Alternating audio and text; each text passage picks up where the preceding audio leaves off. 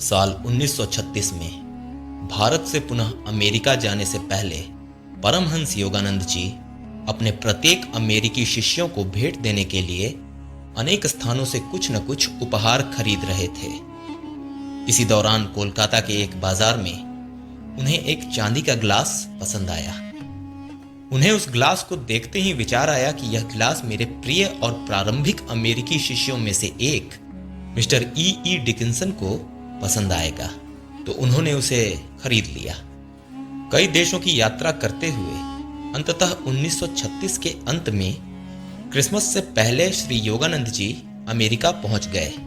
America के Los Angeles में योगानंद जी के द्वारा 1925 में स्थापित एसआरएफ केंद्र में प्रतिवर्ष क्रिसमस का आयोजन किया जाता है और वर्ष 1936 के लगातार 11वें क्रिसमस उत्सव के आयोजन पर भी मिस्टर डिकिंसन हर बार की तरह उपस्थित थे।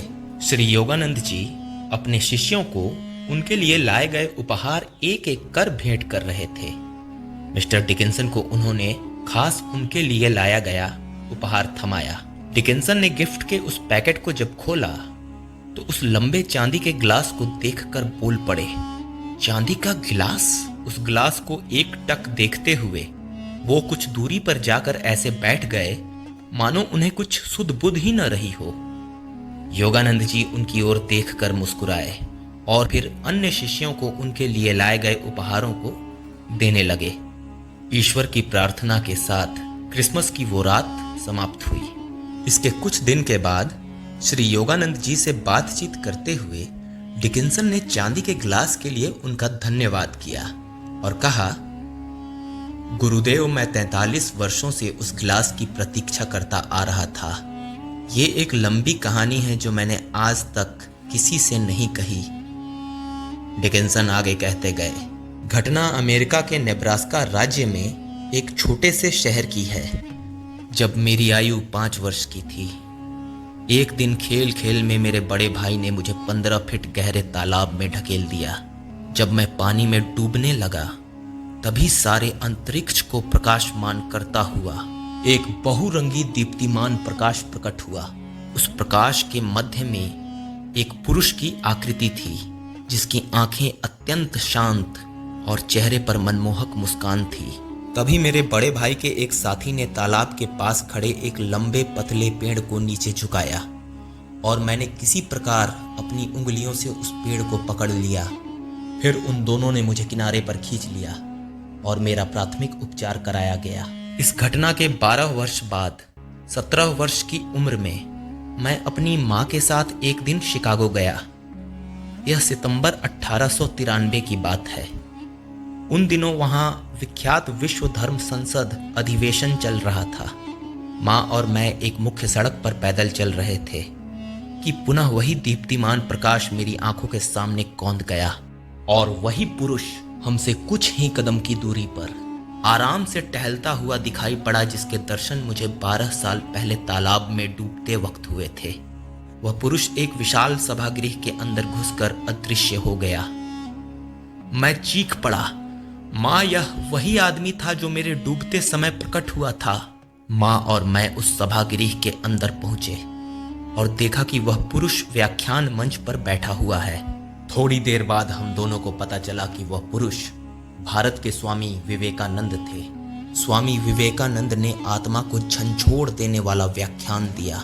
स्वामी जी का व्याख्यान जब समाप्त हुआ तब मैं उनसे मिलने आगे गया।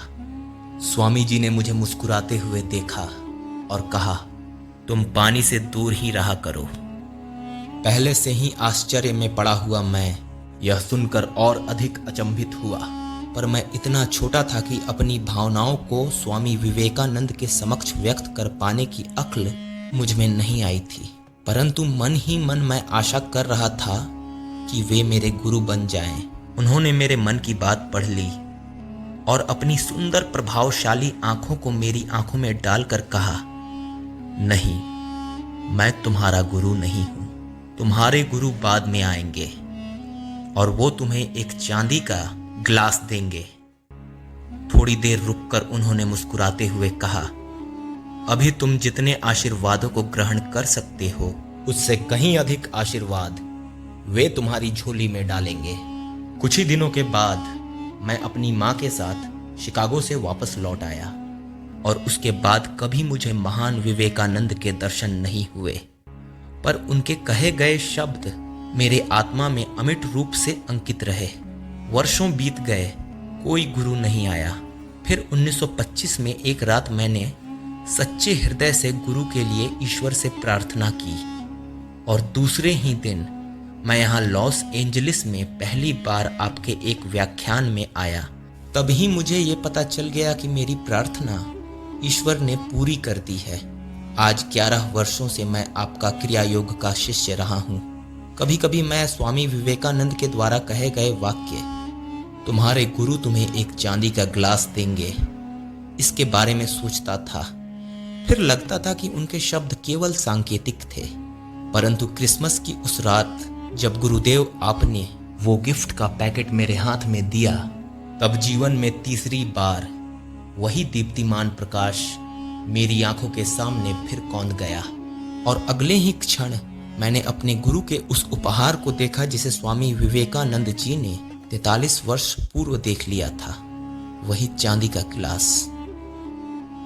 तो इस कहानी से हमने समझा कि स्वामी विवेकानंद से मिस्टर डिकिंसन की मुलाकात 1893 के सितंबर में हुई थी और उसी वर्ष परमहंस योगानंद जी का जन्म 5 जनवरी 1893 को हुआ था।